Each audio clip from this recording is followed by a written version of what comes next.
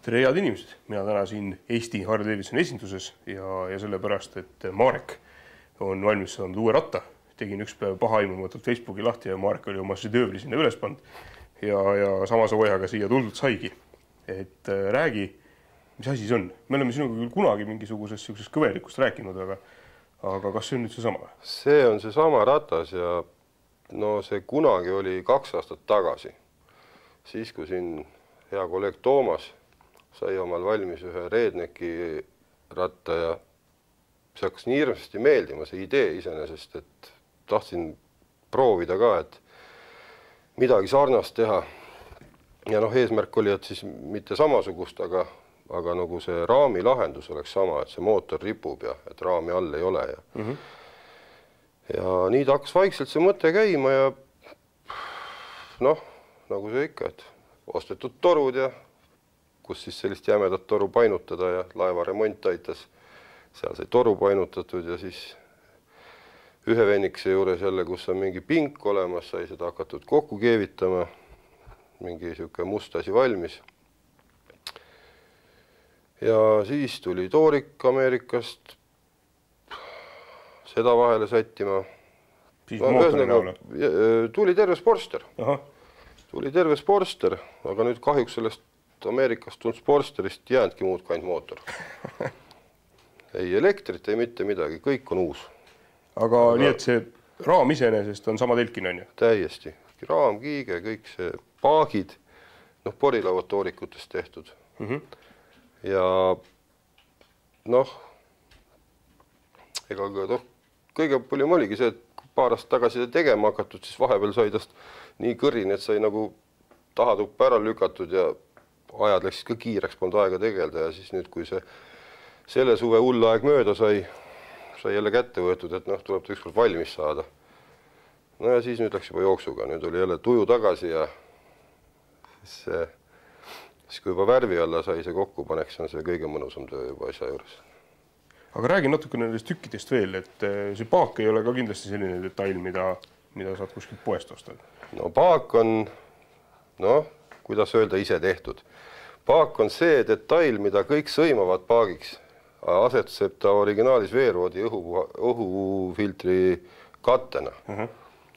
Ja Nitro Speciali puhul on ta rauast tehtud, ei ole alumiinium, et seda on siin hea keevitada ja siis sai võetud, lõigatud veeroodi kopsik keskelt pooleks, vähe põlve veel painutatud, et oleks raamiga sama kuju ja põhi alla ja esiots ja sisemised küljed ja kinnitused ja siis ma ei tea, endale tundub, et väga hea. Palju siia sisse läheb? Tiba üle 8 liitri. Aga kui võtta, et uuel 48-il on tiba alla 8 liitri, et siis peaks ta olema täitsa siuke okei maht. Sportster tegelikult peaks olema suhteliselt väikse kuluga ka. Jaa, et selles mõttes ikka 100 kilomeetrit või julgelt sõita, et isegi tiba peale, aga soovitav oleks üle 100 tankida ikka. Mis siin veel? Silm leiab jah, mingid puellitükke, vähemalt velgede näol. Veljad puell, esiark puell. Lamp on saanud selline mingisugune vahva. Lamp on nüüd jälle natukene sellest, ma isegi mäleta, kus pagana kohast, miks mu selline mõte tulid. Vist ikka selle sama kumeruse pärast, et seda kumerust tekitada ja lamp sai ostetud kataloogist, kroomlamp, siuke odavamat sorti ja siis seda nagu tehtud ringi ja värvitud ja sinna sisse veel üht-teist ära peidetud ja et siin ongi kõik asjad on nagu peale vaadates, kui võtad palju Sportsteri ja elektrisüsteemis on juhtmeid ja kõik, et siis siin seda nagu esmapilgul kõik ei näegi. Aga sellest me räägime natuks aja pärast. Vaatame enne veel paar asja üle. Mis mulle endale silma jäi, on see selline väga lahe hammasratas siin taga. Et see ei ole ka selline tükk, mille sa lihtsalt lähed ja võtad kuskilt riiulist. Jah, sellega oleks võinud ju võtta mingisuguse valmis hammasratta ja ma ei tea, teha seal midagi, kuidagi kohandada velge või, aga siis leidsin trummelpiduriga vana harrika hammasratta, lihtsalt selle hammasvöö. Sisu vesilõikuses puelli välja sarnaselt poltliidesega kokku ja nüüd jällegi alumiinium sisu ja teras hambad peal peaks nagu ka toimima. Ja ühe kihti hammasratta oled sa siis ise teinud tõenäoliselt siia alla, mis seda ketti pingul hoiab. Jah, see on keti tugi, kuna see kett on nii pikk. siis kõik, kes on sõitnud mingisuguse pika ketiga asja taga, siis näha, kuidas see kett seal üles-alla hüppab sõidu ajal. See on päris hirmus vaadata vahepeal. Et sellepärast on nüüd all see väike tugi omasrataslaagritega ja üleval on selline nagu krossikele oma see keti tald, kus peal see kett siis libiseb sitkest plastikust tehtud. Et nüüd selle lahenduse puhul peaks see kett nagu siuke vähe rahulikum olema. Mingisugune, räägi veel. Et võib olla mingisugune siuke kerge kõrin võib sõiduaeg tekkida tänu selle talla peal libisemisele, aga see materjal on selline, mis ei kuluta ketti ja see kett ei tohiks ka seda materjali väga süüa. Peaks olema hea. Ja mingisugune lugu peab kindlasti olema selle tagatulega ka, sest no see, jah.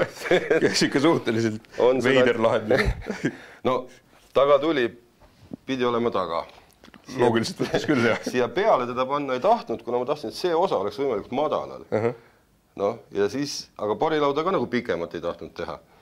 Ja siis oligi siuke, nüüd tuli siuke muumidel oli see saba siia selline ja juhtmed jooksed ilusti seest ja siuke väike kiiks on juures asjal. Kes siis milleks teda peab siin taga, aga on ta kõik E-tähed uhkelt küljes ja põleb hästi ja ametlik värk. Ametlik värk. Räägi natukene sadulast ja sellest vedrustuse süsteemist ka, mis siia teinud. No vedrustusega oligi selle amorti alguses sai mõeldud panna see Puelli amort siia, aga ei see toiminud, liiga pehme. Ja nüüd läksid Purli amordid, mis on üsna lühikese käiguga ja üsna jäigad. Et siis nagu nendega oli see kõige sobilikum siia panna. Ja iseenesest nad on mõõtudelt väiksed. Ei taht mingit hirmus jämedat vedrusi alla toppida talle. Istumisasend tundub ka täitsa siuke mugav olevat, et muidugi pikemal teel võib-olla ei tea. Noh, jah. Sadur eraldi ei liigu, on ju? Ei. Et matkaratas ei ole, aga siuke Eesti piires kindlasti täiesti sõidetav. Nii, ja nüüd jõuame siis selle elektrisüsteemini, mis ennem põgusalt mainimist leidis. Siin on mingisugune teistsugune aju peal. Siin on nüüd süütesüsteem on ikka nagu juba ammustajast tunda süütesüsteem, mis on tableti kujul siin nukkvellide juures kaane all. Eraldi kuskil mingit karpi ei ole. Sellest täiesti piisab. Aga nüüd see ülejäänud, mis juhib kõikisuguseid tulesid ja startereid, mida ma tahan öelda, selle rattal ei ole kaitsmeid, peale pea kaitsme. Kuna nüüd see uus Moto Gadgeti plokk juhib kogu elektrit terve ratta peal. Kõik suunatulede, suunatule nupud on siin need väiksed puutenupud ainult. Ja siis tulede lüliti on pandud vähe suurem siia, et sellest mööda ei lähetaks seda nagu kõige rohkem vaja, et vastu tulevad mitte pimestada kogemata. Ja Moto Gadgetil on, juhib ta kõiki funktsioone massiga. Kui nüüd süüde sisse panna, siis kõigepealt läheb põlema ainult kabariidi tuli temal. Kui Arleil muidu tehase poolt paned süüte sisse, kohe põleb lähituli, siis käivitamisel oleks hea, kui oleks seda voolutarbimist vähem, siis siin põleb ainult lähituli. Või see ainult kabariidi tuli. Ja nüüd, kui vajutada ühe korra seda nuppu, sütib lähituli. Vajutada teist korda, kaugtuli, uuesti lähitule peale. Ja kui nüüd tahaks näiteks vilgutada, siis ainult kerge puudutusega, siis ta nagu vilgutab ainult kaugtuld. Ja nüüd, kui tahaks selle tule maha võtta, hoida nupu peal ja tuleb jälle tuli maha. Ja seda kõik ainult ühe nupu alt. Väga hea lahendus. See on hea lahendus. Ja suunatuledega, sa enne küll rääkisid, aga siin on kaks nuppu, üks läheb sisse ja üks välja siis. Ei, suunatuled on, vasakule on siinpool, paremule siinpool. Ja siit läheb starter, siit signaal. Et kõik need ongi kogu nupustik. Ja siis muidugi spidomeetri funktsioonide jaoks veel siin üks hästi pisikene, kus saab kalibreerimist teha ja kõike seda asja. Ja see spidomeetri tükk on tegelikult ka ise väga kiht lahendus. Spidomeetril on ka jah, et tal on nagu kontrolllambid on pisikeste leedina kõik juba spidomeetris sees. Et nagu midagi nagu ülearust ei oleks, et see samamoodi kui nagu kõik see kauglähi ja suunatule kontrolllambid, kõik on sees. Samamoodi, neutraal. Et kõik on olemas. Tavaliselt on ikka harjutud, et see mingisugune plokk on kuskil, mingid tuled on kuskil. Siin on kõik kõik selle peale. Väga hästi. Motogadgetil üldse nüüd on, mida veel ei ole meil siin Eestis ühtegi, just hiljaaegu lugesin, et neil on jälle tulnud mingisugune uus asi, et sakslased nagu arendavad oma tooteid seal kõvasti ja kvaliteetsemat asja pole tõesti täna näinud. Ja üks asi, mis mulle endale hirmsat moodi selle ratta juures meeldib, on see akulahendus. Selle asemel, et hakata mingit kobakat karpi ehitama, oled sa teinud lihtsalt rihma ja kogu lugu.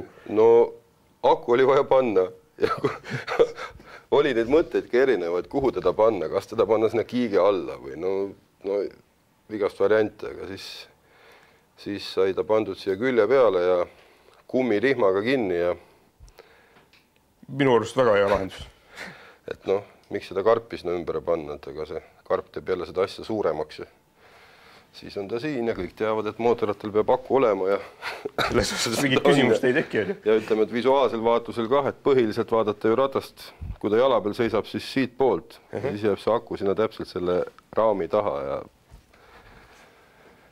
ei riku seda vaadet. Mis sa sellega teed? Jätad endale nüüd ära? No endale jätta, eks ta ikka müügiks on. Hinda veel ei ole? Ei tea veel. Seda tulite üks päev liiga vara, et oli mõte siin hakata homme neid kõiki kokku lööma, et palju siia läinud on seda higi, verd ja pisareid ja raha palju läinud on ja kõike. Aga igapäevaselt see ratas seisab siin Lasnamäel ja inimesed saavad vaatamast tulla, kes huvi tunneb ja tulla näpuga siin huvitavatele tehnilistele lahendustele. Ei, nad ongi selline, et algusest teda, kui kaugelt vaatad ja kui ise kõrval ei seisa, siis ei saagi päris hästi aru, et kui suur ta on ja mis ta on. Aga on ta ikka üsna madal ja väike, aga ei ole mitte maast madal jälle. Ta on lihtsalt kokku hästi pressitud. Sest näiteks see meie remonditõstuk, kus mõne rattaga peale maha ajades tahab põhi kinni jääda, siis sellega tuli maha ja ilma igasuguse lisaabita. Väga hästi, aga tänan sind. Aga palun. Ja teiega head inimesed näeme juba järgmiste huvitavate asjade juures.